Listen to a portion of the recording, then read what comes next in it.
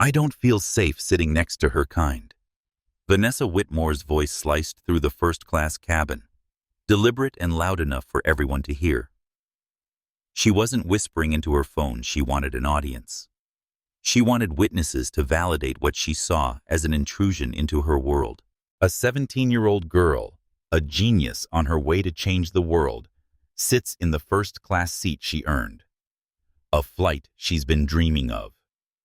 But for some, her presence is a crime. A bitter passenger, a dismissive flight attendant, and a hardened federal officer converge on her seat, their prejudice a storm cloud in the pressurized cabin. They demand she move. They demand she surrender her dignity. They believe they have all the power. They have no idea she is about to make a single phone call that will not just empty her seat, but ground the entire 300-passenger airplane. This isn't just a story about a flight. It's about the moment power prejudice and a father's love collided at 30,000 feet, leaving a trail of ruined careers in its wake. Have you ever been judged solely by your appearance? Ever walked into a room and felt the weight of assumptions pressing down on you before you even spoke? If you've experienced the sting of prejudice or witnessed the quiet violence of discrimination, drop your experiences in the comments below.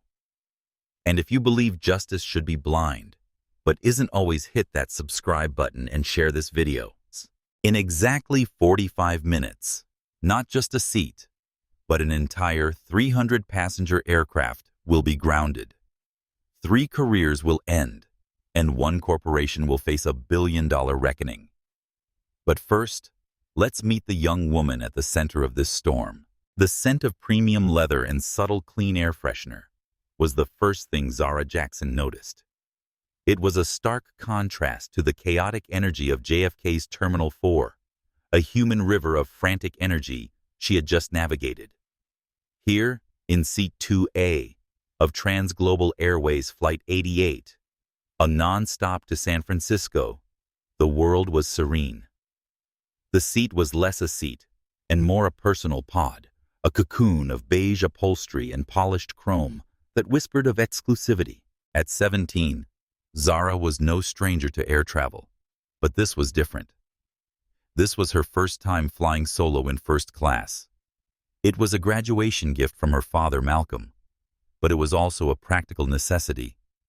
Tucked into the oversized carry-on at her feet was a prototype for a neural interface. She had designed a delicate piece of equipment worth more than the car she'd be learning to drive next year. The flight wasn't just a journey. It was the first leg of her future. In San Francisco, she was set to begin a 3-month fellowship at the prestigious Lyons Applied Sciences Incubator, a place where teenage prodigies were given millions in funding to turn their wildest ideas into reality. Zara's neural interface promised to revolutionize how people with severe disabilities could communicate, potentially giving voice to those who had been silenced by their conditions. Zara was a creator, a builder. Her world was one of code circuits and the elegant logic of machine learning. She saw the world in systems and patterns, and the pattern she was currently observing was one of quiet efficiency. A flight attendant with a warm smile and a name tag that read, Diana had already offered her a pre-departure drink.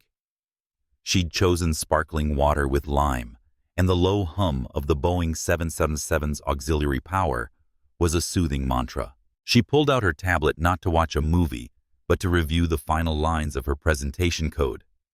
Her fingers danced across the screen, her brow furrowed in concentration. She was in her element, a focused island of intellectual rigor, in a sea of opulent calm. Malcolm Jackson's words echoed in her mind from their conversation the previous evening. You've earned your place at every table you sit at, Zara.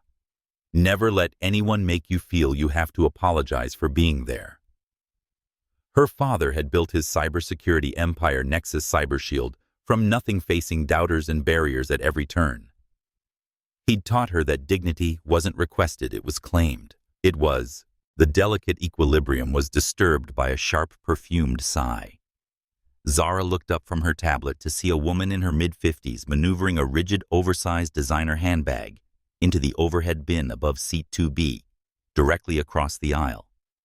The woman was impeccably dressed, in a tailored, cream-colored pantsuit, her blonde hair coiffed into a helmet of immovable perfection. Her face, however, was soured into a mask of faint disapproval as her eyes swept over Zara. It was a look Zara had seen before, a look that assessed her dark skin, her neatly braided hair, her simple but stylish hoodie and jeans, and concluded that they did not belong in this environment.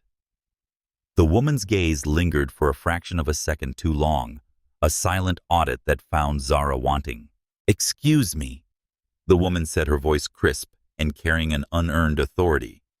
She wasn't speaking to Zara, but to the air around her as if summoning a subordinate. Miguel, a younger flight attendant with an anxious-to-please demeanor, hurried over.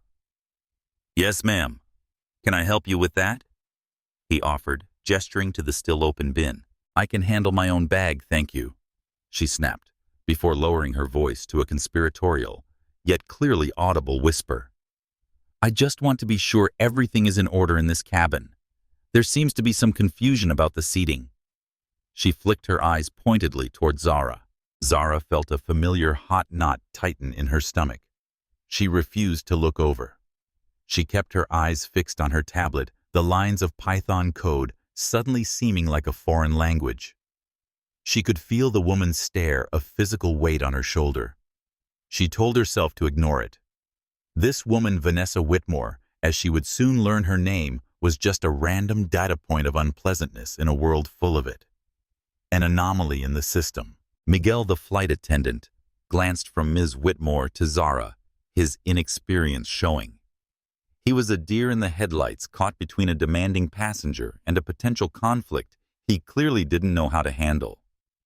"All passengers have been boarded according to their tickets, ma'am," he stammered.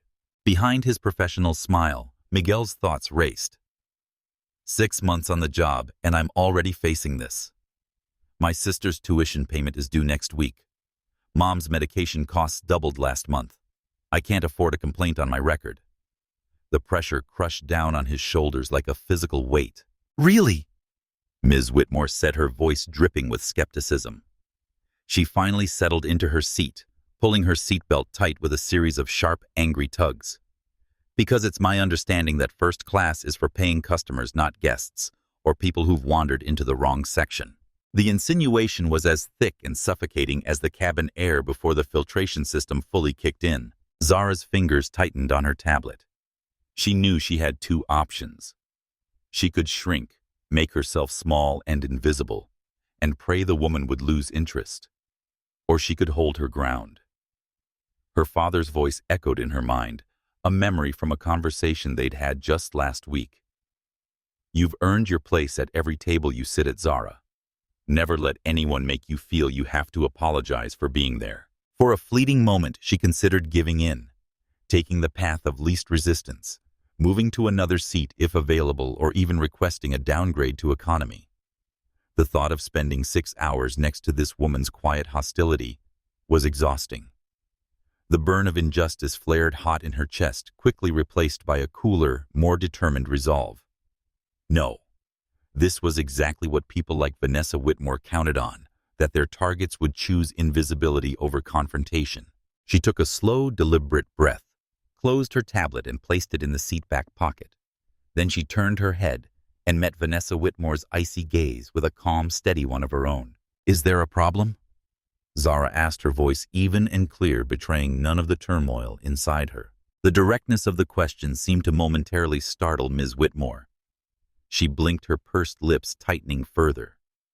"I was just expressing a concern about airline security and seating integrity," she deflected, wrapping her prejudice in the sterile language of corporate policy. One can't be too careful these days. Before Zara could respond, Diana, the senior flight attendant, arrived. Her presence was a balm of professionalism. She had overheard the exchange from the galley. "Ms. Whitmore, is everything all right with your seat?" Diana asked, her tone polite but firm, subtly reclaiming control of the situation from Miguel. My seat is fine, Vanessa replied, gesturing with a flick of her wrist towards Zara. I'm just not convinced hers is. Diana turned to Zara, a hint of apology in her eyes. Miss, may I see your boarding pass for a moment, just to clear this up for the other passenger? The knot in Zara's stomach tightened into a painful fist. It was humiliating. She was being audited publicly because this woman had decided she didn't look the part. But she also understood Diana was trying to de-escalate. Arguing would only make it worse. With methodical precision, she reached into her bag, pulled out the crisp paper of her boarding pass, and handed it to Diana. Diana glanced at it, her expression unchanging. Thank you, Miss Jackson, she said pointedly, using Zara's name as she handed it back. She then turned to Ms. Whitmore. As you can see, the passenger in 2A is ticketed for this seat. Everything is in order. We will be closing the cabin door for departure in just a few moments. Diana's words were final. She gave Ms. Whitmore a smile that didn't quite reach her eyes and retreated towards the front of the cabin. For a moment there was silence. Zara felt a small wave of relief. It was over. She was wrong. For people like Vanessa Whitmore, it was never over. She had been publicly contradicted, and her sense of superiority was wounded. Vanessa pulled out her phone, her thumbs tapping furiously across the screen. Zara tried once more to retreat into her own world, pulling out noise-canceling headphones. But as she did, she heard Ms. Whitmore's voice, now low and venomous, speaking into her phone. Yes, I'm on the flight. No, it's a mess. There's a person up here who is being very aggressive and confrontational. The flight attendants aren't doing anything. Frankly, I don't feel safe. Zara's blood ran cold. The script had been flipped. The accusation had escalated from, "You don't belong here," to "You are a threat." Vanessa Whitmore wasn't just prejudiced. She was weaponizing it, turning a quiet teenager into an aggressive threat in the post-9/11 lexicon of air travel. The system wasn't just experiencing an anomaly. It was being deliberately corrupted, and Zara was the target. The lie hung in the air, a poisonous vapor. Zara could feel the atmosphere in the cabin shift. A few nearby passengers who had overheard Ms. Whitmore's phone call now cast nervous, furtive glances in her direction. She was no longer just a young woman in first class. She was now the subject of a security concern, a potential problem. The presumption of her innocence had been stolen in a single malicious sentence. Across the aisle in seat 1C, an elderly white gentleman in an expensive suit frowned, shaking his head slightly. He'd been watching the entire interaction. Now he leaned toward his companion and whispered, "Disgraceful behavior. That poor girl hasn't done a thing." Behind Zara in row 3, a middle-aged Latina woman caught her eye in the reflection of the window and gave her a small, encouraging nod, a silent gesture of solidarity. Zara removed her headphones, the silence of the cabin now more deafening than any music. She looked to Diana, who was busy with pre-flight checks near the cockpit door, seemingly unaware of this new escalation. Miguel, however, had heard it. He stood frozen near the galley, his eyes wide, looking at Zara as if seeing her for the first time through Vanessa Whitmore's distorted lens. Ms. Whitmore ended her call with a dramatic snap of her clutch purse. She flagged down Miguel as he passed. "Young man," she said, her voice now filled with a manufactured tremor of fear. "That girl," she jutted her chin towards Zara, "was incredibly hostile when I questioned her seating, and the other attendant just brushed me off. Given the circumstances, I must insist you get a security officer. I want her credentials properly verified. I will not be trapped in a metal tube for 6 hours with someone who becomes aggressive at the slightest provocation." This was the twist of the knife. She was framing her own prejudice as a legitimate safety concern, a tactic that was as cowardly as it was effective. She was using the very systems designed to protect passengers as a tool of harassment. Miguel, utterly out of his depth, swallowed hard. "Ma'am," the other flight attendant confirmed her ticket. "Confirmed a piece of paper."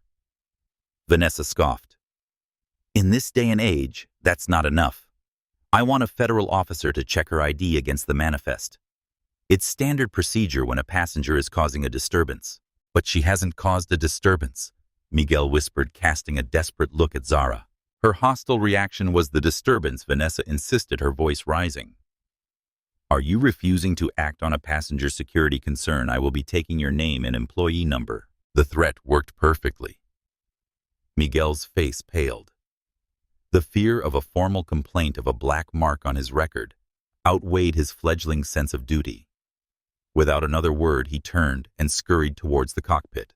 As Miguel retreated, he passed Diana in the galley, his face a mask of conflict. I can't lose this job, Diana, he whispered urgently. My mom's medication, my sister's tuition, they all depend on me. But what she's doing to that girl, it's wrong. Diana squeezed his shoulder. I know, Miguel. I've been there. Go get the captain. I'll handle this. Meanwhile, a young woman across the aisle, a college student around 19, was surreptitiously recording the scene on her phone, her expression a mixture of disgust and fascination. Another passenger, a businessman in his 40s, was studiously avoiding looking in Zara's direction, the uncomfortable silence of the privileged bystander. Zara's heart hammered against her ribs. This was spiraling. She was a character in a play she didn't write, and the script was getting darker by the second. A flash of anger surged through her, white-hot and electric. She wanted to stand up, to shout, to call this woman exactly what she was: a bigot, using her privilege as a weapon. Her hands curled into fists, nails digging into her palms. The injustice of it burned like acid in her throat. Then, just as quickly, she regained control. Getting angry would only validate Vanessa's lies. She uncurled her fingers, took a deep breath, and centered herself. She would not give this woman the satisfaction of proving her false narrative correct. Diana, noticing the commotion, hurried back. What's going on now? She asked, her gaze falling on Vanessa's triumphant smirk.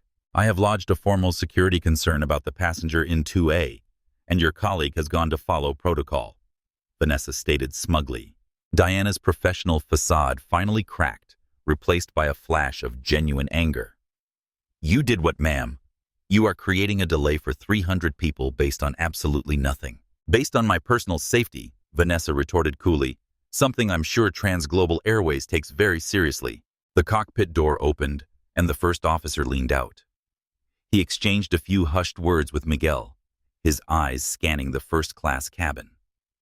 His gaze rested on Zara for a moment, unreadable, before he nodded and retreated back inside. Miguel returned to his position, avoiding Zara's eyes. He whispered to an older flight attendant, who glanced at Zara with a mixture of pity and suspicion. The whispers spread like a virus through the cabin crew.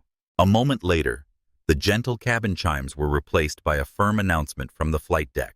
Ladies and gentlemen, this is Captain Grayson.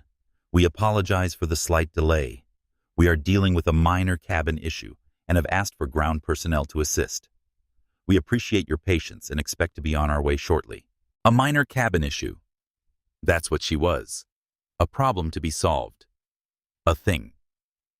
The humiliation was a physical sensation, now a hot flush that spread from her chest to her cheeks. She wanted to be invisible, to shrink into the luxurious upholstery of seat 2A until she disappeared completely. But then she thought of her father, of the prototype in her bag of the fellowship waiting for her. She had done nothing wrong. She would not be erased. She squared her shoulders and met the curious and suspicious stares of the other passengers with a calm she didn't feel. Across the aisle, a businessman in seat 3C, a quiet man of Indian descent, named Dr. Amit Patel, discreetly angled his phone downwards, the small red light of its recording function blinking almost imperceptibly, like a tiny beacon of justice in the darkness of prejudice. He had seen this kind of drama unfold before, and he knew the value of an impartial witness. His pressed Oxford shirt and conservative tie contrasted with the fire of determination in his eyes. The jet bridge, which had just begun to pull away, groaned as it redocked with the aircraft. The cabin door hissed open. A gate agent and a uniformed officer stepped inside. But it wasn't an airport police officer. Zara recognized the insignia and the severe, no-nonsense demeanor immediately. This was a federal air marshal. He was a tall, broad-shouldered man in his 40s, with a military-style haircut and a face that looked like it had been carved from granite. His name tag read, R. Bennett. He bypassed the flight attendants completely and walked directly to Vanessa Whitmore's seat, his presence sucking the remaining oxygen out of the cabin. "Ma'am, I'm Officer Bennett. I'm told you have a security concern." He said, his voice a low, gravelly rumble that commanded attention. Vanessa launched into her performance, pointing a trembling finger at Zara. "Yes, officer." This person became extremely agitated and aggressive when I simply asked about the seating arrangements. Her ticket seems questionable, and her whole demeanor is threatening. The flight staff refused to take it seriously. "I'm afraid for my safety and the safety of this flight." Officer Bennett didn't even glance at Diana, who was standing beside him, her mouth open in disbelief. He didn't ask for her side of the story or consult the captain. He turned his full, intimidating attention on the 17-year-old girl in seat 2A. His eyes were cold flat and utterly devoid of curiosity. They were the eyes of a man who had already made up his mind. He saw not a teenage girl, a student, a gifted inventor. He saw the aggressive and threatening subject of a complaint. He saw a problem to be removed. "Miss," he began, his voice leaving no room for argument, "I'm going to need you to gather your belongings and come with me." The officer's words hung in the sterile, recycled air of the cabin. "I'm going to need you to gather your belongings and come with me." It wasn't a request. It was a command delivered with the unassailable weight of federal authority. For a moment, Zara couldn't breathe. The entire world had shrunk to the space between her and Officer Bennett. The faces of the other passengers blurred into a gallery of muted curiosity and discomfort. All the systems she believed in, logic, reason, fairness, were failing spectacularly. A lie had been told, and the man with the gun and the badge had accepted it as gospel. "Officer, on what grounds?" Zara asked. Her voice was steady, a small miracle she would later marvel at. The programmer in her brain was screaming for data for a logical premise to this absurd conclusion. Bennett's jaw tightened. He was not accustomed to being questioned, especially not by a teenager. "On the grounds that you are causing a disturbance and failing to comply with crew instructions," he stated, clipping his words. "I have not caused a disturbance," Zara countered, her voice rising slightly. "And I have complied with every instruction." "Your colleague," she gestured towards Diana, "verified my boarding pass. This woman," she nodded towards Vanessa, "is lying." Diana Martinez stepped forward, her face a mask of professional courage. "Officer Bennett, I am the lead flight attendant for this cabin. I can confirm that Miss Jackson has been polite and cooperative. Her ticket is valid." The other passenger, Ms. Whitmore, initiated this confrontation. "There is no security threat here." Bennett gave Diana a look of withering dismissal. "Your job is to serve drinks, not to make security assessments. Stand back." The insult was sharp and public, designed to neuter Diana's authority and put her back in her place. Diana flinched as if struck, her face turning a shade of angry red, but she held her ground, remaining near Zara's seat. Bennett focused back on Zara. "I'm not going to ask you again. Get your things. Let's go." He took a step closer, his physical presence an act of intimidation. Zara felt a primal surge of fear, but it was quickly overtaken by a cold, sharp anger. This was wrong. This was a perversion of everything she'd been taught about justice. If she walked off this plane, she would be validating Vanessa's lie. She would be accepting the role of the aggressor they had written for her. "No," she said. The word was quiet but firm. A small stone dropped into a silent pool. "I am a ticketed passenger in my assigned seat. I have done nothing wrong. I am not leaving." A collective gasp rippled through the first-class cabin. Dr. Patel in seat 3C adjusted the angle of his phone slightly. He was capturing it all: the officer's aggressive posture, the flight attendant's plea, the teenager's quiet defiance. Officer Bennett's face darkened. The veneer of professional detachment cracked, revealing the raw prejudice beneath. He saw a black teenager defying a white officer. and it was a scenario his worldview could not tolerate. "You are now interfering with the duties of a federal air marshal." He growled his hand, moving almost unconsciously to rest on the butt of his holstered firearm. "That is a federal offense. I can and will have you arrested and removed from this aircraft in handcuffs. Is that what you want?" The sight of his hand on the weapon sent a cold rush of adrenaline through Zara's body. Her mouth went dry, her heart pounding so hard she could feel it in her fingertips. The leather seat beneath her suddenly felt like ice. There was a roaring in her ears like standing too close to a waterfall. This man, this armed federal agent, was threatening her over a seat she had paid for, all because another passenger couldn't accept her presence. The threat of handcuffs of an arrest record was terrifying. It could derail everything: the fellowship, her future, her life. The fear was a cold hand squeezing her heart. She could feel tears welling up hot and stinging, but she refused to let them fall. Crying would be seen as hysteria, as guilt. "You can't arrest me for sitting in a seat I paid for," she said, her voice trembling but unbroken. "I have rights." "Your rights end when you become a threat to my flight," Bennett retorted, his voice booming through the cabin. "And right now you are the threat." "You're not afraid of me," Zara said suddenly, finding her voice again stronger now. "You're afraid of what I represent, a world where your privilege isn't the only currency that matters." The words hung in the air, stunning Bennett into momentary silence. Even Vanessa seemed taken aback by the teenager's eloquence and defiance. Vanessa Whitmore watched from her seat, a sickeningly self-satisfied smirk playing on her lips. This was exactly what she had wanted: the validation of her prejudice, the exercise of her privilege, the public humiliation of the girl who didn't belong. She had successfully manipulated the system, bending its power to serve her own petty bigotry. The pilot, Captain Grayson, emerged from the cockpit, his face grim.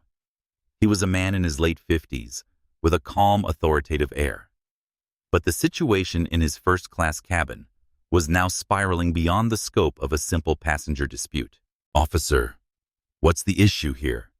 Grayson asked, his voice a low baritone that cut through the tension. "The issue," Captain Bennett said, not bothering to turn around fully, "is that this passenger is being disruptive and refusing to deplane. She needs to be removed before we can take off." Captain Grayson looked at Zara, then at Diana, who shook her head almost imperceptibly, a silent signal that Bennett's account was false. The captain was now in an impossible position. The flight was already delayed. He had a federal officer on his aircraft declaring a passenger a threat. But his most experienced flight attendant was telling him a different story. The ultimate authority on the plane was his. But to overrule a federal air marshal was a career-risking move. He looked at Zara, his expression one of weary pragmatism. "Miss," he said, his tone softer than Bennett's, but no less final. "We have to get this flight in the air. We can sort this out on the ground. For the good of everyone on board, I am asking you to cooperate with the officer." It was a betrayal from the last person she thought would fold. The captain wasn't siding with the lie, but he was choosing the path of least resistance. He was choosing to sacrifice her dignity for the sake of an on-time departure. The knot of fear and anger in Zara's chest coalesced into a single point of clarity. They had taken away her voice. They had ignored her proof. They had rejected the testimony of the crew. They had left her with nothing, almost nothing. "Okay," she said, her voice suddenly calm. The sudden acquiescence surprised Bennett and the captain. "I will cooperate, but the law says I am entitled to one phone call. I'd like to make it now before I go anywhere." Bennett scoffed. "You're not under arrest yet. You don't get a phone call. It's not a legal right. It's an airline policy for disputed passengers being removed from a flight." Diana interjected quickly, seeing a lifeline and grabbing it. TransGlobal Policy 4.7 clearly states she's allowed a brief call to arrange for her needs on the ground. It was a slight fabrication, a bending of a vague rule, but it was delivered with such authority that Bennett hesitated. Captain Grayson, eager to end the standoff, seized the opportunity. "Let her make the call, officer. 5 minutes. Then we can resolve this." Bennett grunted his assent, crossing his arms and tapping his foot impatiently. He believed he had won. He saw this as the final futile gesture of a troublemaker before her inevitable removal. Zara pulled out her smartphone. Her hands were shaking, but her fingers were steady as she navigated to her contacts. She ignored the texts from her friends asking if she'd boarded yet. She went straight to the top of her favorites list, the one marked with a star. She pressed the call button. The phone rang once, twice. Then a calm, familiar voice answered. Zara Bear. Everything okay? You should be taking off. Hi, Dad, Zara said, her voice breaking just a little. Not exactly. I have a problem. And as Officer Bennett and Captain Grayson stood by impatiently, and Vanessa Whitmore watched with glee, Zara Jackson began to explain the situation to her father. Malcolm Jackson was in his office on the 58th floor of a Manhattan skyscraper, a room with panoramic views that usually calmed him. He had been reviewing quarterly threat assessment reports, a litany of digital phantoms and corporate espionage attempts. When his phone rang with Zara's picture on the screen, he had smiled, expecting a quick call before she powered down for her flight. The smile vanished as he listened. His daughter's voice, usually so full of confidence and spark, was strained, trembling on the edge of tears, but held in check by sheer force of will. He listened without interrupting, as she laid out the facts with the clinical precision he had taught her. The woman in 2B. The false accusations, the flight attendant, who tried to help the arrival of an air marshal named Bennett, the pilot's request for her to leave, and the ultimatum. With every word, a cold tectonic fury built deep within him. Malcolm Jackson was a man who had built a global cybersecurity empire from nothing. He had faced down hostile boardrooms, outmaneuvered corporate raiders, and negotiated with governments. He understood power not just in the form of money, but in the form of information and leverage. The one thing in the world he was truly vulnerable to was the well-being of his child. And these people, these strangers on an airplane, were hurting his child. His first instinct was primal. He wanted to roar, to threaten to unleash the full force of his considerable resources on this Officer Bennett. But he smothered it instantly. Rage was a blunt instrument. This situation required a scalpel. Zara, he said, his voice a paradigm of calm. Listen to me very carefully. Are you on speaker? No, Dad. Put me on speaker. Hold the phone up so the officer and the captain can hear me clearly. Zara did as she was told. You're on speaker, Dad. Good. Malcolm's voice, rich and resonant, filled the silent cabin. My name is Malcolm Jackson. I am Zara's father. To whom am I speaking? Officer Bennett, annoyed by the delay, stepped forward. This is Federal Air Marshal Richard Bennett. Sir, your daughter needs to deplane immediately. This call is over. No, Officer Bennett. This call is just beginning, Malcolm replied, his tone hardening.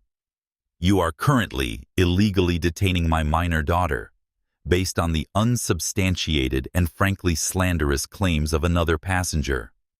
You have ignored the testimony of the airline's own lead flight attendant, and you are attempting to remove my daughter from a service she has paid for. Sir, your daughter is a security risk. My daughter, Malcolm cut him off, his voice like cracking ice, is a 17-year-old girl on her way to a science fellowship. The only security risk in that cabin right now, Officer Bennett, is you, a federal agent who is so blinded by his own biases that he cannot distinguish between a passenger and a threat. You are a liability. A nervous murmur went through the cabin. The passengers were no longer just watching a dispute. They were listening to a takedown. Captain Grayson stepped in, trying to reclaim his aircraft. Mr. Jackson, this is Captain Thomas Grayson. I understand you're upset, but we need to handle this on the ground. Captain Grayson. Malcolm interrupted, his voice sharp. I hold you responsible.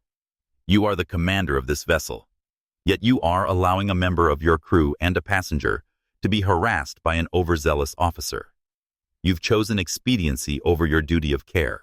He paused, letting the weight of his words settle. Then he delivered the first incision of the scalpel. I'm sure you're both busy men, so let me get to the point. Zara, what's the name of the airline you're flying? TransGlobal Airways, Dad. TransGlobal. Malcolm repeated, a dangerous edge to his voice. Officer Bennett. Captain Grayson. The company I own and operate is called Nexus Cybershield. Perhaps you've heard of it. We are the premier cybersecurity firm for the global transportation industry. And for the last 3 years, Nexus Cybershield has held the exclusive multi-billion-dollar contract to protect TransGlobal Airways' entire digital infrastructure. That includes their reservation systems, their internal networks, their flight control software, and most importantly, their passenger data liability protocols. Silence. Absolute, stunned silence. Vanessa Whitmore's smug expression began to dissolve, replaced by a flicker of confusion and then dawning horror. Bennett and Grayson exchanged a look of disbelief. Captain Grayson's face showed a flash of recognition. He had attended a cybersecurity seminar 2 years ago where Malcolm Jackson had been the keynote speaker, though they had never formally met. The pieces clicked into place with terrible clarity. Malcolm continued, his voice now dangerously soft. That contract, which is personally overseen by me, contains several key clauses. Among them are strict covenants regarding passenger treatment, anti-discrimination, and brand integrity. A publicly documented incident of racial profiling, especially one involving a federal officer, and condoned by the flight's captain, constitutes what our legal team would call a catastrophic brand-damaging event. It is a material breach of our service agreement. He let that sink in for a moment. He wasn't just a rich dad complaining. He was the man who held the keys to their kingdom, and he was explaining in precise legal and financial terms how they had just violated the terms of their partnership. So here is what is going to happen. Malcolm stated, his voice devoid of any emotion except for absolute certainty. You are not going to lay a hand on my daughter. You are not going to speak another word to her. Captain Grayson, you will return to your cockpit, and you will wait for a call from your CEO, Howard Reynolds, a man I have on speed dial. Officer Bennett, you will stand down and await instructions from your superiors at the TSA, who will also be hearing from Mr. Reynolds, and then from my general counsel.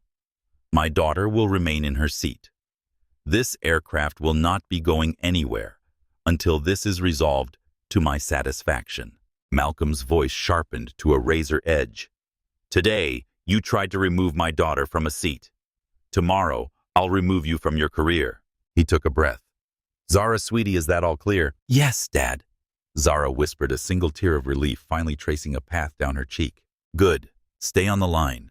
I'm making another call now. Zara held the phone, the speaker still on. The silence in the cabin was broken only by the faint hum of the ventilation. Officer Bennett stood frozen, his face pale, his mask of authority shattered. Captain Grayson looked like he had seen a ghost. Vanessa Whitmore had shrunk into her seat, her face ashen, trying to become invisible. The entire power dynamic on the aircraft had just been inverted by a single phone call. The prejudice had collided with a system of immense and now deeply personal corporate power, and the prejudice was about to be obliterated. The second call was brutally efficient. Zara and everyone in the first-class cabin could hear the faint, tiny ringing from her phone speaker, followed by an alert professional voice. Howard Reynolds. Howard, it's Malcolm Jackson. Malcolm's voice was back to its calm boardroom tone, but it was underlined with steel. Malcolm, to what do I owe the pleasure? I trust. Our Q3 projections are looking solid. Reynolds' voice was jovial, the sound of a man who believed he was talking to a valued business partner. We have a problem, Howard. A 5-alarm fire. I'm on the phone with my 17-year-old daughter, Zara. She's currently in seat 2A on your Flight 88 from JFK to SFO, and she's being threatened with arrest by a federal air marshal while your captain stands by and watches. There was a moment of dead air on the other end. The joviality vanished, replaced by a sharp intake of breath. What? Malcolm, that's impossible. There must be a mistake. The only mistake, Howard, Malcolm said coolly, will be yours if you don't handle this in the next 90 seconds. My daughter has been racially profiled by another passenger.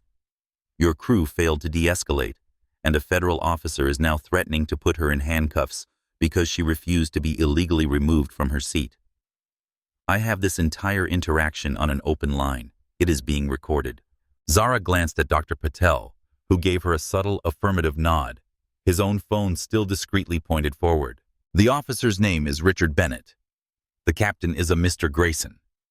Malcolm continued his words like hammer blows. Howard, as per Section 12, subsection B of our agreement. I am officially flagging this incident as a critical security and liability failure. An agent of the federal government is acting in an unstable and biased manner on your aircraft. I no longer have confidence in the security of that plane. Furthermore, my daughter, a minor, is in a state of extreme distress due to the actions of your employees and this officer. This is a clear violation of your duty of care. Malcolm, please. Reynolds' voice was strained, panicked. Let me get my head of operations on this. We'll sort it out. We'll apologize to your daughter. We'll offer compensation. We're past apologies, Howard. We're in the realm of consequences. Malcolm said, his voice dropping. Here is my demand. The flight is not to take off. My daughter is not to be moved or spoken to any further. You will have your senior-most executive at JFK meet her at the gate with a full security detail to escort her to a private lounge. You will arrange for a private jet to take her to San Francisco as soon as it can be fueled. It was an audacious demand, a clear demonstration of power. A private jet. Malcolm, that's the opening offer, Howard Malcolm said flatly. The alternative is that my legal team files an injunction in the next 30 minutes, citing the material breach of contract. We will suspend all Nexus services to TransGlobal pending a full federal investigation. Think about what happens to your airline tomorrow morning when the markets open and news breaks that your cybersecurity provider, the best in the world, has declared your entire system a liability. Your stock will be in freefall by 9:31 a.m. Your choice. It was checkmate. The CEO of TransGlobal Airways was being presented with two options: an astronomically expensive and embarrassing concession to one passenger, or the complete implosion of his company's public and financial standing. The silence on the line stretched for what felt like an eternity. Officer Bennett was sweating now, beads of moisture visible on his forehead. Captain Grayson had his eyes closed, as if trying to will himself away from the career-ending disaster unfolding in his cabin. Finally, Reynolds' voice came back defeated. I understand. Consider it done, Malcolm. I'll make the calls myself right now. My deepest, most sincere apologies to Zara. Don't apologize to me, Howard. Apologize to my daughter. And more importantly, fix your company, Malcolm said, then disconnected the call. Zara's phone returned to her conversation with her father. Dad, she whispered, overwhelmed. It's okay now, Zara Bear. It's over. Someone will be there for you shortly, he said, his voice finally softening, the paternal warmth returning. I'm so sorry you had to go through that. We'll talk more soon. I love you. I love you too, Dad. The call ended. For a moment, the cabin remained in a state of suspended animation. Then the captain's phone buzzed. He answered it, his face turning even paler as he listened. He spoke only 2 words. Yes, sir. He hung up and turned to face the first-class cabin, his expression grim. He looked at Officer Bennett, then at Vanessa Whitmore, with a gaze of pure, unadulterated fury. Then he turned to the intercom, his hand shaking slightly as he pressed the button. Ladies and gentlemen, this is your captain speaking. His voice was strained heavy with a new shocking weight. Due to an unforeseen and non-negotiable security concern that requires a full review of our operating protocols, TransGlobal Flight 88 has been canceled. A wave of groans and angry shouts erupted from the back of the plane. Canceled. A full flight, doors closed, ready for pushback, was being canceled. The absurdity of it was lost on the disgruntled passengers in economy and business class. We ask that you please remain seated until the jet bridge is reattached. Ground staff will be in the terminal to assist you with rebooking. We apologize for the extreme inconvenience. The announcement was a bomb that detonated the fragile piece of the aircraft. Chaos erupted. People were yelling, demanding explanations. Flight attendants, looking utterly bewildered, tried to calm the passengers. But in the first-class cabin, there was a different kind of chaos. It was the quiet, devastating chaos of lives and careers imploding in real time. Officer Bennett, the immovable object of authority just minutes before, looked lost. He fumbled for his phone, his hands trembling too much to unlock it. Vanessa Whitmore was hyperventilating, her face a mask of pure terror. She had poked a bear only to discover it was a dragon. Her petty act of malice had grounded a 300-person intercontinental flight. She was no longer a victim. She was the cause of a multi-million-dollar incident. Amidst the pandemonium, Zara Jackson sat quietly in seat 2A. She watched the fallout, the shock waves of her father's call spreading through the metal tube. She didn't feel triumphant. She didn't feel vindictive. She just felt tired. And for the first time since this whole nightmare began, she felt safe. The jet bridge thumped against the fuselage, the sound of a rescue she never should have needed. The deplaning process was a study in contrasts. For the passengers in economy and business, it was a chaotic, infuriating ordeal. They shuffled off the plane into the terminal, grumbling about missed connections and ruined plans to be met by overwhelmed gate agents offering hotel vouchers and rebooking options. They were the collateral damage, unaware of the specific drama that had scuttled their journey. For the first-class cabin, it was a slow, deliberate extraction. Airline officials, led by a stone-faced woman in a sharp suit, the JFK station manager Victoria Alvarez, boarded the aircraft before anyone was allowed to leave. Her eyes immediately found Zara, Miss Jackson. Ms. Alvarez asked, her voice a mixture of deference and extreme anxiety. "I'm Victoria Alvarez, on behalf of TransGlobal Airways. I am so sorry for what you have experienced. We have a private lounge ready for you. Please come with me." She pointedly ignored Officer Bennett and Vanessa Whitmore. Two Port Authority police officers followed her onto the plane. They did not approach Zara. Instead, they stood sentinel at the front of the cabin. As Zara gathered her things, her hands still shaking slightly, the adrenaline now wearing off, leaving her fingers trembling like autumn leaves. Diana, the lead flight attendant, touched her arm gently. "I am so sorry," she whispered, her eyes filled with genuine remorse and anger. "I've already requested to file a full incident report. If you need a witness for anything, here's my personal number." She discreetly passed Zara a slip of paper. "Thank you," Zara said, the words feeling inadequate. "Dr. Patel." The businessman from 3C paused as he passed her in the aisle. He leaned in and spoke in a low voice. "I have the entire thing on video. The things she said, the officer, everything. I will be sending it to the airline and to the news media. What they did was not right." He gave her a respectful nod and continued on his way. "Dr. Patel," Zara said, recognizing him suddenly.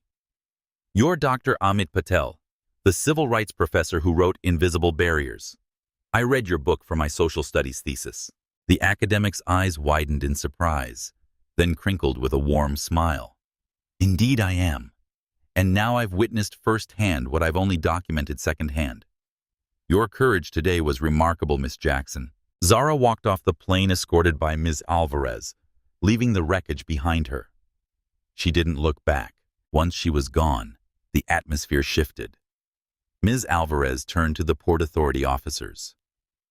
"Officer Bennett and Ms. Whitmore are to be escorted to separate interview rooms. Their statements are required for our internal investigation and the federal inquiry that will be following. They are not to leave the airport." The word inquiry landed like a stone. Vanessa Whitmore began to sob, a pathetic theatrical display that earned no sympathy. "It was a misunderstanding.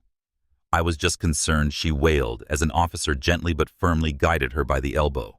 Officer Richard Bennett said nothing. The color had completely drained from his face. As a federal agent, he knew what an inquiry meant. It meant his career was at minimum on hold.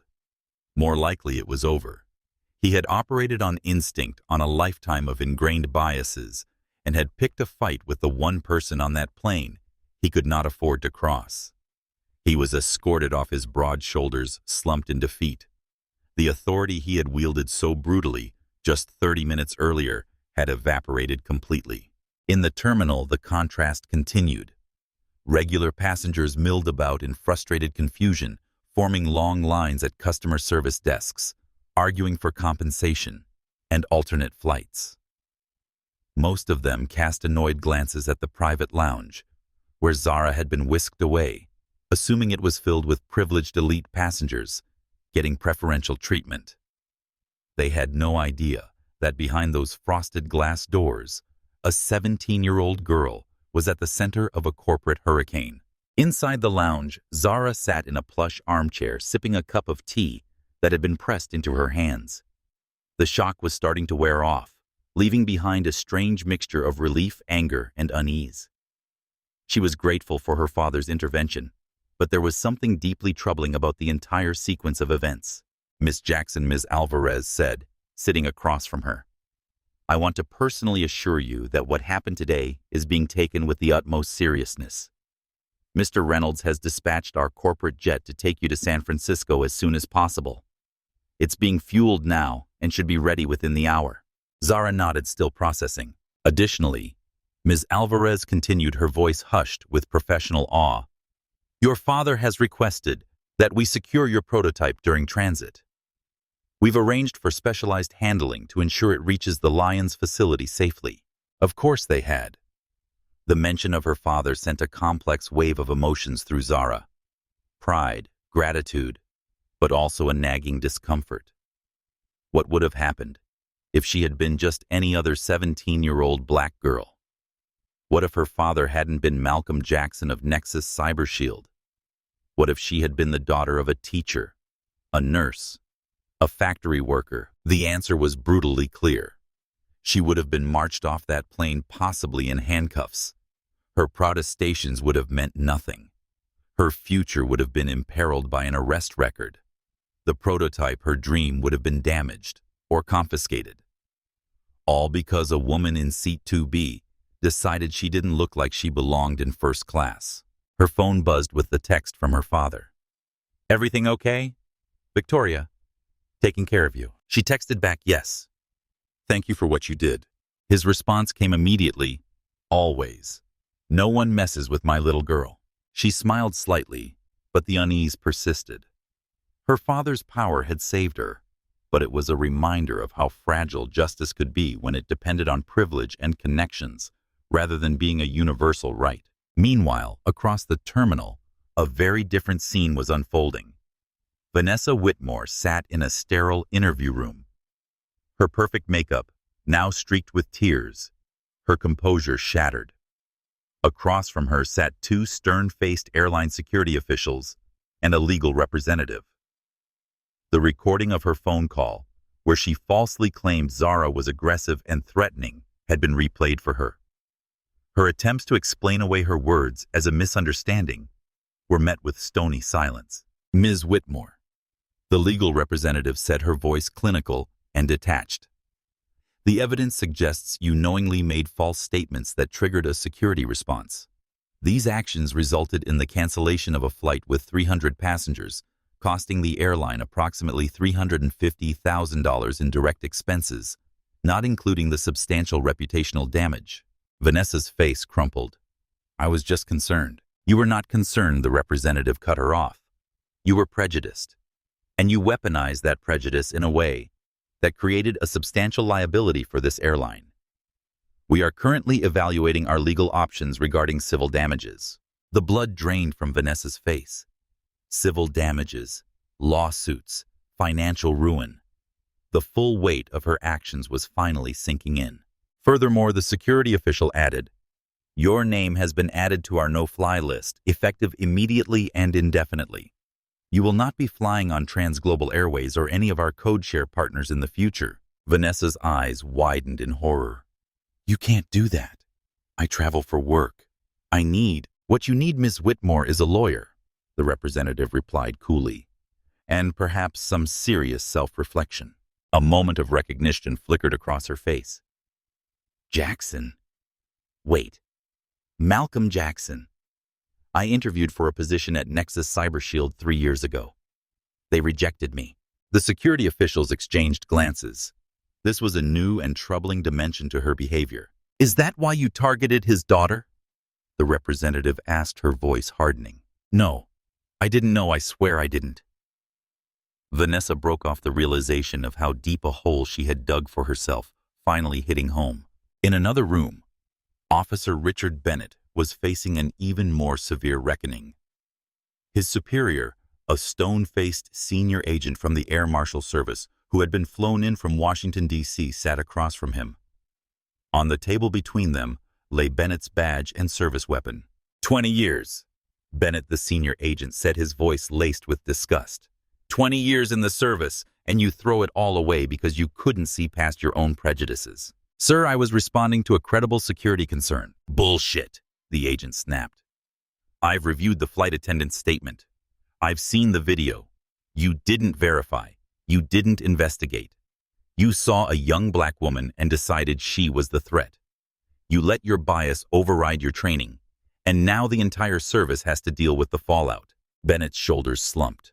There was no defense, no justification that would stand up to scrutiny. Your suspension is effective immediately. The agent continued. A formal inquiry will follow, but I'm going to be blunt with you, Bennett. Start updating your resume. Your career with the Air Marshal Service is over. Back in the private lounge, Ms. Alvarez approached Zara with a tablet. Miss Jackson, we've received word that the corporate jet is ready. Also, your father asked me to show you this. She handed Zara the tablet, which displayed a news article that had just been published online.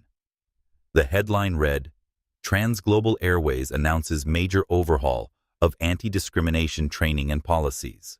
The article detailed how TransGlobal was committing to a comprehensive review and reformation of its crew training, passenger complaint procedures, and security protocols, with a specific focus on eliminating bias. It mentioned a substantial financial commitment to this effort, including the establishment of a scholarship fund for underrepresented youths interested in aviation careers. Most surprisingly, the scholarship was to be named the Zara Jackson STEM Initiative. Zara looked up stunned. This is happening now, already. Ms. Alvarez nodded, a small, genuine smile breaking through her professional facade. Your father is a very persuasive man, and I think the airline realized that true change couldn't wait for the next board meeting. Zara handed the tablet back, a complex emotion swelling in her chest. It wasn't vindication or triumph. It was something quieter, more profound. It was the realization that sometimes justice wasn't just about punishing the wrong, but transforming the system that allowed the wrong to happen in the first place. As she was escorted to the waiting corporate jet, she caught a glimpse of her reflection in the terminal windows. She was still the same Zara who had boarded Flight 88 just hours ago.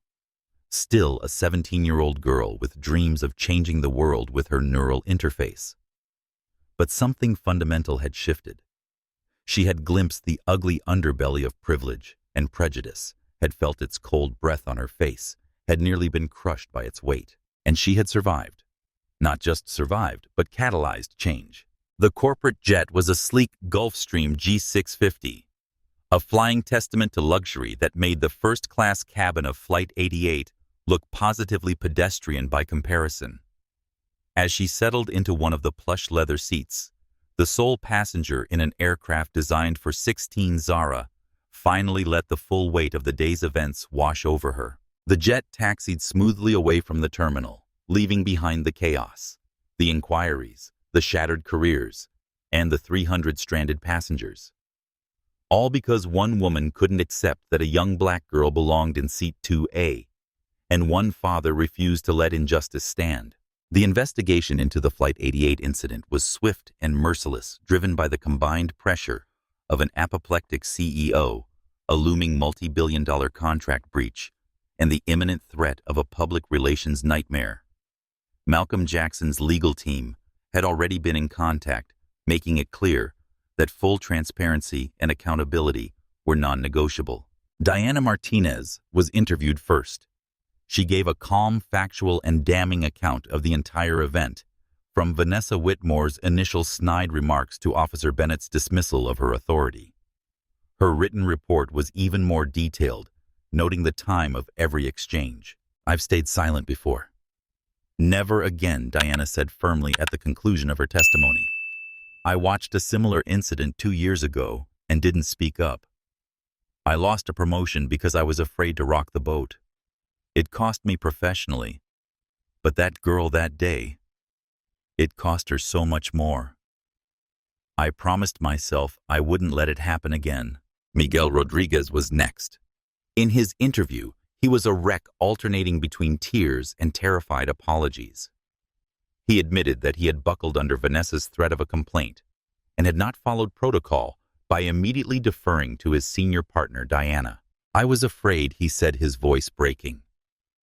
"My mother's medication costs doubled last month. My sister's tuition is due next week. I thought I couldn't afford to lose this job. But I was wrong. I couldn't afford to lose my integrity." Then came Dr. Patel's video. He had emailed it to the TransGlobal Corporate Affairs office before he even left the terminal. The high-quality audio and clear video were undeniable.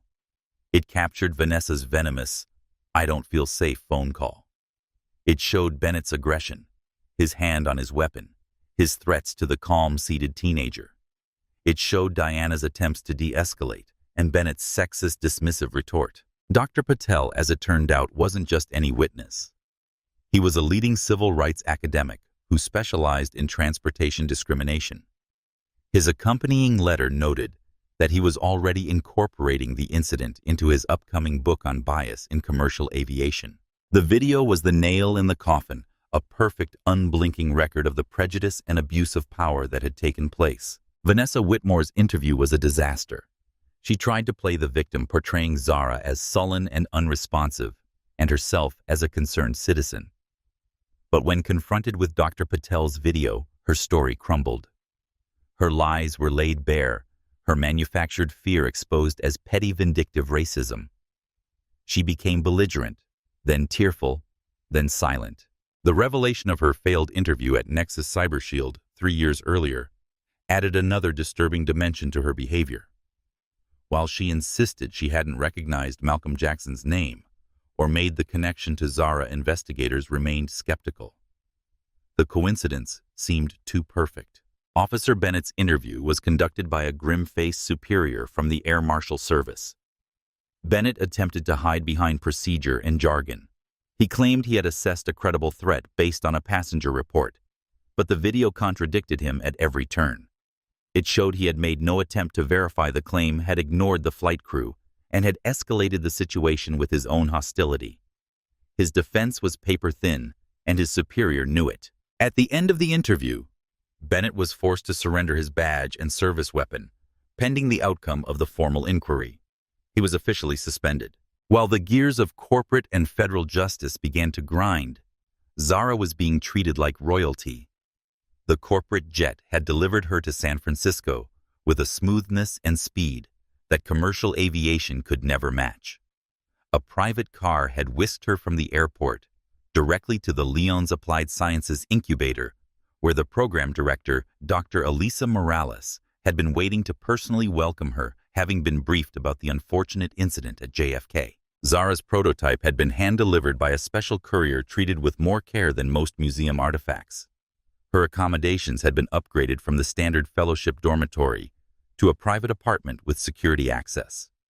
Everyone was going out of their way to make her comfortable, to erase the memory of what had happened on Flight 88. But Zara couldn't forget. The incident had left a mark, a psychological bruise that ached when pressed. She found herself hesitating in doorways, questioning whether she truly belonged in spaces, even when she had every right to be there. The confidence she had always carried was now shadowed by a new awareness of how quickly it could be stripped away by someone with authority and prejudice. 3 days after arriving in San Francisco, she finally had a proper video call with her father. Malcolm's face filled her laptop screen, his eyes searching hers for signs of lingering distress. "How are you holding up, Zara Bear?" he asked, his voice gentle. "I'm okay, Dad," she replied, offering a small smile that didn't quite reach her eyes. "The fellowship is amazing. Dr. Morales is brilliant, and the resources here are beyond anything I expected. Malcolm nodded, but his gaze remained intent. And how are you really? The question hung in the air, an invitation to drop the brave face. Zara felt her carefully constructed composure begin to crack. I keep thinking about it, she admitted, her voice smaller now. Not just what happened, but what could have happened. If you hadn't been who you are, if you hadn't had that leverage. But I am, and I did, Malcolm said firmly. That's the world we live in, Zara. Power recognizes power. It shouldn't be that way, but it is. That's what bothers me, Zara said, a hint of her usual intensity returning. Justice shouldn't depend on who your father is or what company he owns. It should be a right, not a privilege. Malcolm's expression softened with pride. You're right, and that's why I didn't just stop at getting you off that plane. We're making changes, Zara, real ones. He told her about these developments that had occurred in the wake of the incident. The Air Marshal Service had opened a comprehensive review of their profiling protocols. TransGlobal Airways had not only committed to overhauling their training, but had also implemented an immediate review of all passenger complaint procedures. The story had begun to spread through industry circles, prompting other airlines to preemptively examine their own practices. I recently spoke with Aisha Carter, the CEO, who faced a similar situation at Horizon Grand Hotel, Malcolm mentioned. She's been fighting this battle in the hospitality industry. We're coordinating efforts now, sharing data and strategies. This isn't just about airlines or hotels anymore. It's about creating accountability across industries. And the Zara Jackson STEM initiative, she asked, still uncomfortable with having her name attached to something so public, is already funded and accepting applications. Malcolm confirmed. We've structured it to prioritize young women of color, pursuing careers in aviation and technology. It's not just a scholarship.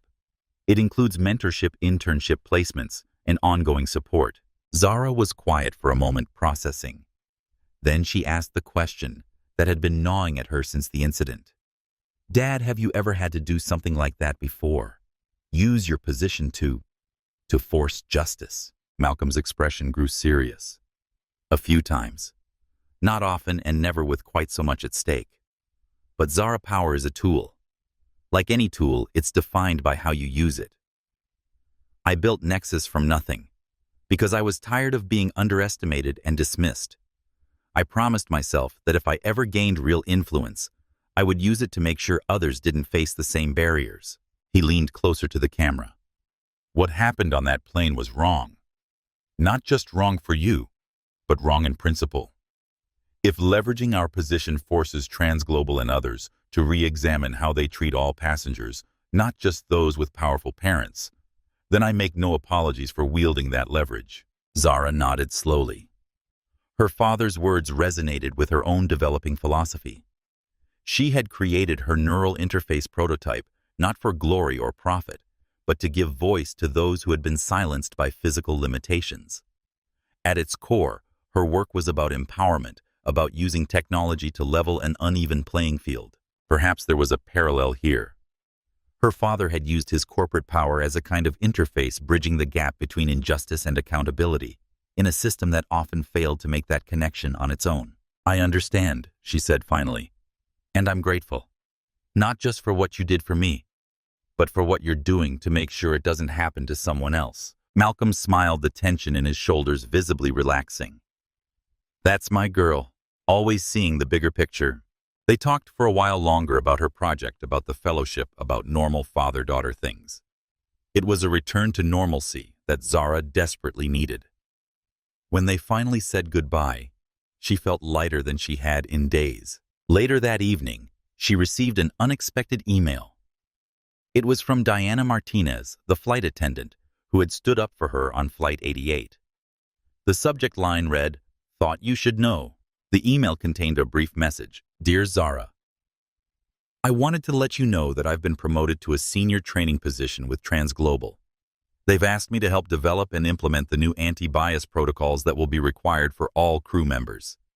It's not a position I ever expected to have, but I'm determined to use it to make real change. What happened to you should never happen to anyone else. Thank you for your courage. You've made more of a difference than you know. Warmly, Diana Martinez. Attached to the email was a news article. The headline read, "Federal Air Marshal suspended after racial profiling incident on TransGlobal flight." The article detailed Bennett's suspension and the broader inquiry into profiling practices within the Air Marshal Service. It also mentioned that a passenger involved in making false claims had been permanently banned from flying with TransGlobal and its partners. Even more surprising was a follow-up story about a passenger named James Wilson, a 19-year-old community college student who had been allowed to remain in his first-class seat on a different TransGlobal flight despite a similar complaint. The new protocols had already been implemented, and the crew had handled the situation properly, verifying his ticket, dismissing the unfounded complaint, and ensuring he enjoyed the service he had paid for. "Honestly, I was shocked," Wilson was quoted as saying. "I was ready to be kicked off because that's what usually happens. But the attendant just smiled, confirmed my seat, and told the other passenger that my presence wasn't up for debate. It felt like being treated like a person." Zara sat back in her chair, a complex mixture of emotions washing over her. There was a certain satisfaction in knowing that actions had consequences, that the people who had tried to humiliate and remove her were facing the repercussions of their behavior. But there was no joy in it, no sense of vindication or triumph. Instead, there was a quiet recognition that justice, when it came, was not about revenge, but about restoration and reform. She opened her laptop and began to work on her neural interface project with renewed purpose. What had happened on Flight 88 had shown her in the starkest possible terms how it felt to be silenced, to have your voice and your rights dismissed. It strengthened her resolve to create a technology that would ensure no one was silenced by circumstance, that everyone had the means to express their truth. As her fingers flew across the keyboard coding, the algorithms that would translate neural patterns into speech, Zara Jackson was doing more than developing a technology. She was crafting her own response to injustice, not with power or privilege, but with innovation and empathy. In the weeks and months that followed the incident on Flight 88, the consequences continued to unfold, not with a single dramatic bang, but with the slow, grinding certainty of a tectonic plate shifting. For Zara Jackson, life moved forward. She thrived at the Lions Fellowship, her neural interface project earning accolades and additional funding. The incident on the plane became a strange, surreal memory, a scar she knew was there, but didn't look at every day. Her father had handled the fallout, shielding her from the legal and media storm that followed. She knew there were repercussions, but she was deliberately kept at a distance, allowed to be a 17-year-old genius, not a symbol or a victim. For the architects of her ordeal, however, there was no such peace. Their lives were systematically and irrevocably dismantled by what became known internally at TransGlobal as the Jackson Protocol. Officer Richard Bennett's suspension became a termination. The Federal Air Marshal Service, under intense pressure from the Department of Transportation and several members of Congress that Malcolm Jackson had on his contact list, made an example of him. The official reason was gross misconduct and failure to follow de-escalation protocols. The unofficial reason was that he had become a massive liability. But it didn't stop there. Malcolm Jackson's private security and legal teams, under the guise of cooperating with the investigation, conducted a deep dive into Bennett's past. They uncovered a pattern. 2 other formal complaints had been filed against him in his 10-year career, both by minority passengers, both dismissed by his superiors. Nexus Cybershield investigators packaged this information along with sworn affidavits from the previous complainants and delivered it to a hungry investigative reporter at a major newspaper. The resulting expose was brutal. Richard Bennett was painted as the face of profiling in the skies. His name and picture were everywhere. He lost his pension. He was sued in civil court by the Jackson family for emotional distress and defamation. Malcolm didn't want the money. The settlement, a significant 6-figure sum, was immediately donated to a legal fund for victims of racial profiling. Bennett tried to find work in private security, but his name was now toxic. No firm would touch him. The last anyone heard, Richard Bennett, the man who wielded federal authority with such arrogant certainty, was working as a night watchman at a self-storage facility in a desolate part of New Jersey. A bitter, forgotten man, forever haunted by the ghost of Zara. Vanessa Whitmore's karma was just as relentless, and perhaps more poetic. The video Dr. Patel took did not stay internal for long. A leaked copy found its way to a viral news aggregate, and from there it exploded across social media.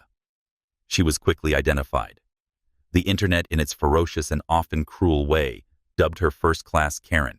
Her employer, a high-powered management consulting firm in Boston, where she was a senior partner, was inundated with calls and emails.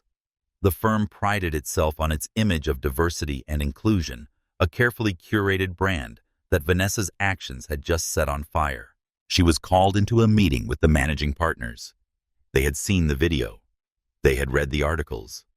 They had seen their firm's name being dragged through the mud online. She tried to defend herself, but her arguments were hollow.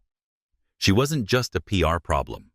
She had demonstrated a profound lack of judgment and a character flaw that was incompatible with their corporate values. She was fired. Her severance package was the bare legal minimum. Her social life in the affluent Boston suburb where she lived disintegrated. Friends stopped returning her calls. She was asked to step down from the board of the local charity she chaired. The video of her sneering face was her digital ghost, following her everywhere.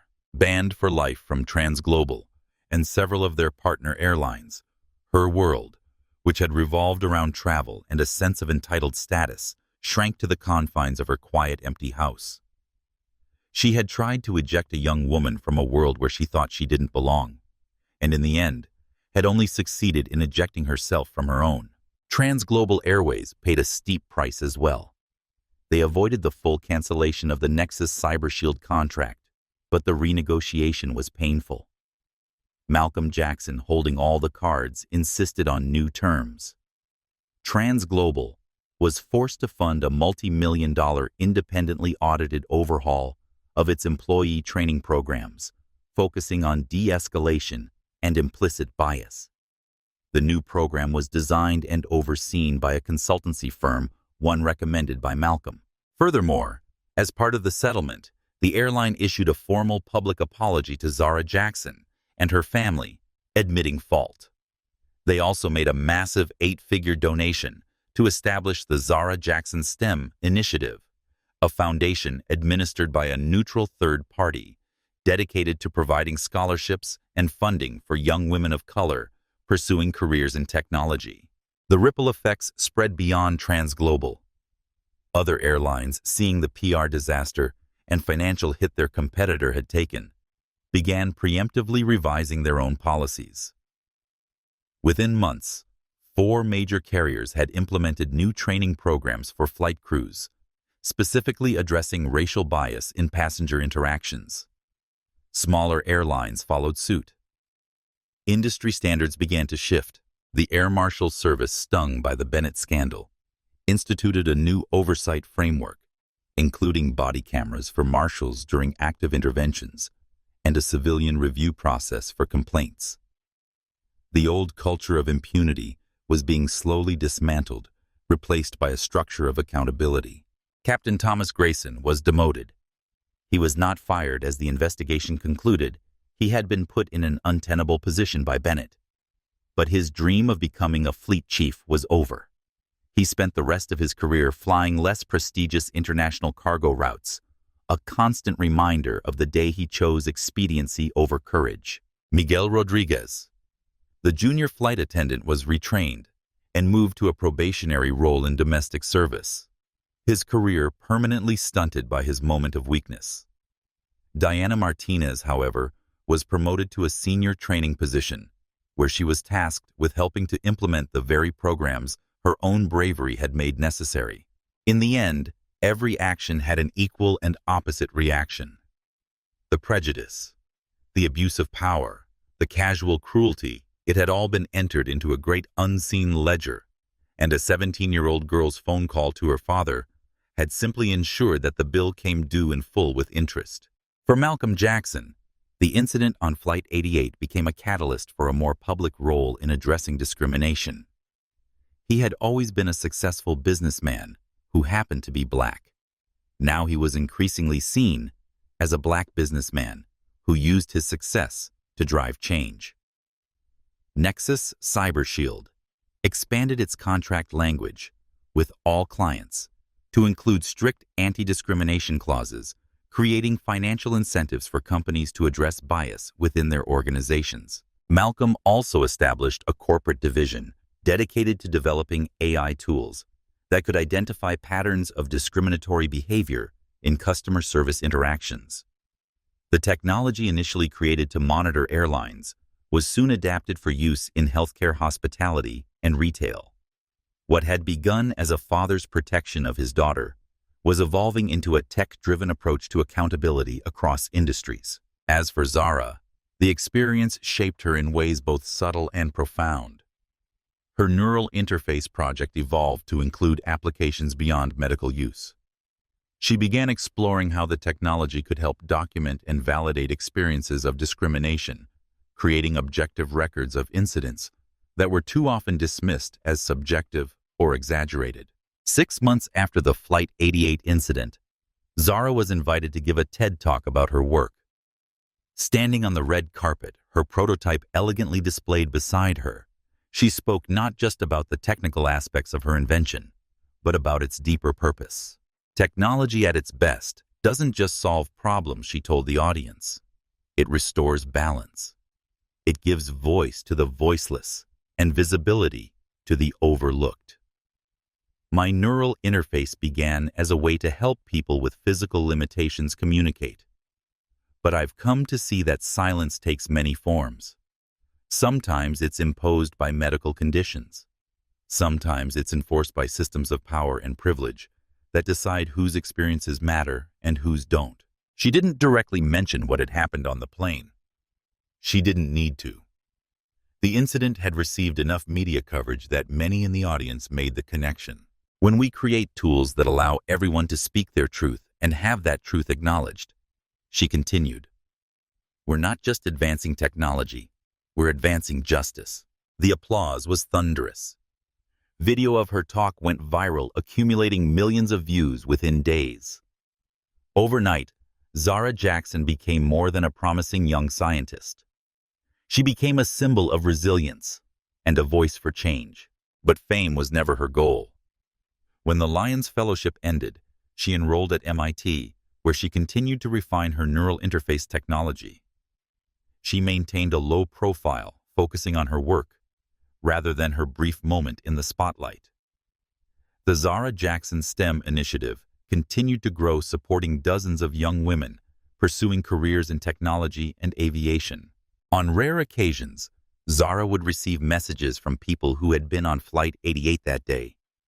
A businessman who had witnessed everything from his seat in business class and had since become an advocate for anti-bias training in his own company. A flight attendant who had been inspired by Diana's courage to speak up about discrimination she had observed. Even a message from Miguel Rodriguez, apologizing once more for his failure to stand up for what was right. These messages, more than the headlines or the policy changes or the legal settlements, reminded Zara that stories had power. Her story, a 17-year-old girl facing down prejudice at 30,000 feet, had rippled outward, touching lives and changing perspectives in ways she could never have anticipated. 1 year to the day after the incident, Zara and Malcolm had dinner together in Boston, where she was attending a conference. Over dessert, Malcolm raised his glass in a toast. "To my brilliant daughter," he said, his eyes shining with pride, "who turned an act of injustice into a force for change." Zara clinked her glass against his. "And to my father," she replied, "who taught me that power isn't about domination. It's about transformation." Malcolm's expression grew serious. "I've been thinking a lot about that day, Zara, about what it means that I had to use extraordinary measures to secure ordinary justice for my own daughter.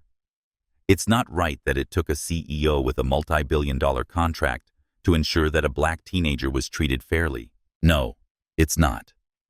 Zara agreed. But we're working on that, aren't we? You with your contract clauses and monitoring AI. Me with my neural interface. We're both trying to create accountability where it's lacking. Malcolm nodded slowly. Different tools, same goal. A world where justice isn't dependent on who you know or what leverage you have. A world where dignity is a right, not a privilege. 3 years later, Zara Jackson stood in the demonstration hall of the annual Global Tech Summit, watching as a young woman with cerebral palsy used Zara's neural interface to deliver a keynote address. The technology had evolved far beyond its original prototype. Now streamlined and elegant, the interface allowed users to translate their thoughts directly into speech with remarkable accuracy and natural inflection. Melissa Bailey, the keynote speaker, hadn't been able to communicate verbally for most of her life. Now, she was addressing a room of 1,000 people, her voice synthesized, but distinctly her own, filling the space with confidence and clarity. Freedom isn't just about physical movement, Melissa was saying through the interface. It's about being heard. It's about having your experiences validated and your presence acknowledged. As Melissa concluded her speech to enthusiastic applause, Zara felt a hand on her shoulder. She turned to see her father Malcolm, now in his mid-50s, but still commanding and vital. "She's incredible," Malcolm said, nodding toward Melissa. "You should be proud." "I'm proud of her," Zara replied. "I just made the tool. She's the one using it to change minds." They walked together toward the reception area where attendees were mingling and networking. As they moved through the crowd, Zara noticed a familiar face. Diana Martinez, the flight attendant, who had stood up for her that day on the plane. Diana had left TransGlobal Airways years ago. After helping to implement their new training programs, she had been recruited by the Federal Aviation Administration to consult on industry-wide standards for passenger treatment and crew response to discrimination. Her experience on Flight 88 had transformed her career, taking her from serving drinks to shaping policy. "Diana," Zara called out, waving. The woman turned, her face lighting up with recognition. She made her way through the crowd to embrace Zara warmly. "I can't believe it's you," Diana said, stepping back to look at her. "Though I shouldn't be surprised. I've been following your work. It's revolutionary. What brings you to a tech conference?" Zara asked. "I'm actually here representing the FAA," Diana explained. "We're looking at how new technologies might help address discrimination in transportation. Your neural interface has applications we hadn't considered." "How so?" Malcolm asked, joining the conversation. "Well," Diana said, "one of the biggest challenges in addressing bias incidents is the he said, she said nature of complaints. Objective documentation is rare. But what if passengers could opt in to record their interactions using technology like yours? It would create an unimpeachable record." Later that evening, Zara found a quiet moment alone on the conference center's terrace. The San Francisco skyline glittered before her, a constellation of human ambition and innovation. She thought about the paths that had brought her here, both the one she had chosen and the one that had been thrust upon her that day in first class. She had never wanted to be an activist or a symbol. She had simply wanted to create technology that helped people communicate. But the universe had a way of assigning roles you never auditioned for. Her experience on Flight 88 had woven itself into the fabric of her work, informing her understanding of power, voice, and justice in ways that made her technology more nuanced and empathetic. A soft ping from her phone interrupted her thoughts. It was a notification from the Zara Jackson STEM Initiative social media account. A new cohort of scholarship recipients had just been announced. She scrolled through the list of names and faces, young women from diverse backgrounds who would now have opportunities they might otherwise have been denied. Among them was a girl named Amara Bennett. The last name gave Zara pause. She tapped on the profile and read the brief bio. Amara was the niece of Richard Bennett, the Air Marshal from Flight 88. After her uncle's downfall, Amara had become interested in ethics and technology, specifically in how AI could be used to identify and mitigate bias in security screenings. She texted her father a link to the announcement, adding, "Look at the last name on the list." Life is strange. Malcolm's reply came moments later. Justice works in mysterious ways. But it always works. This story is a powerful reminder that sometimes the bill for prejudice comes due with devastating interest. Zara Jackson fought not just for a seat, but for her dignity, and her father used his power not for simple revenge, but for widespread accountability. The result wasn't just a canceled flight. It was a chain reaction of consequences that brought real change and served a harsh but fitting dose of justice to those who abused their positions. What is your take on this? Was the outcome justified? Have you ever witnessed discrimination and wished you had the power to stop it? Or perhaps you've been in Zara's position yourself, facing prejudice with no Malcolm Jackson to call? Let us know your thoughts in the comments below. If you believe in stories where justice prevails, show your support by hitting the like button, sharing this video, and subscribing for more incredible tales of drama and real-life karma. Thank you for listening.